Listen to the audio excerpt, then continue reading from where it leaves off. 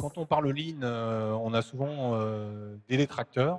Un des, je dirais des discours que l'on entend quand on parle Lean, c'est est-ce qu'on n'amène pas aussi un certain stress à travers de la productivité au travail? Qu'en pensez-vous tous les deux? Et je crois que clairement, il ne faut pas se voiler la face. Dans les méthodes d'amélioration de la performance, on peut se retrouver confronté à des situations où dévoyées, les méthodes aboutissent à une augmentation des TMS, à une santé au travail dégradée. Si on considère le lean comme un mauvais Fordisme ou un mauvais Taylorisme, bien sûr qu'on va arriver à ce genre de choses. Conscient de ça, on a nous créé un cercle d'observation, performance et santé au travail, qui associe des universitaires, des spécialistes et des industriels qui partagent avec nous leurs méthodos d'amélioration de la performance, qui mesurent avec nous la santé au travail et l'influence qu'ont ces méthodes sur la santé au travail, de manière à dégager qu'est-ce qui est bénéfique et au contraire qu'est-ce qui est délétère dans les méthodes d'amélioration pour la santé des salariés. On a retenu essentiellement 3 points importants qui permettent d'éviter de la déviance de ces méthodes-là.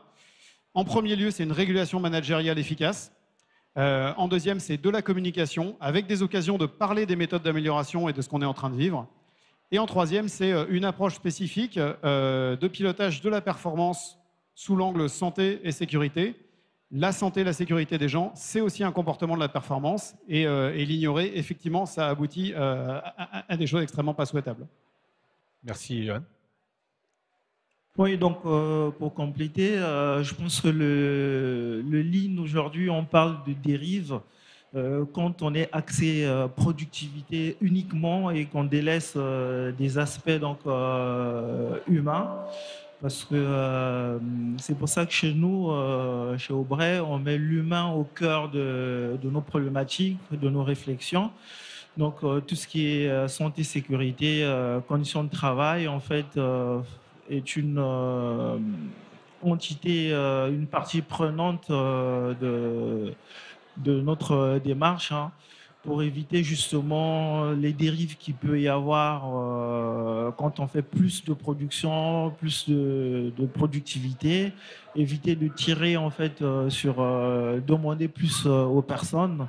Donc voilà, on met au centre l'humain en fait. Et je pense que même à l'origine du Lean, c'est ça, c'est valoriser Les l'humain dans compétences. l'entreprise, les compétences, voilà. C'est l'écoute des personnes est importante, très importante en fait dans ce genre de démarche. Très bien. Bah, écoutez, je n'ai plus qu'à vous remercier pour le temps que vous nous avez consacré et puis conseiller à toutes les personnes qui participent à AgroVif de vous rencontrer pour discuter plus en profondeur de la notion de ligne. Merci, messieurs.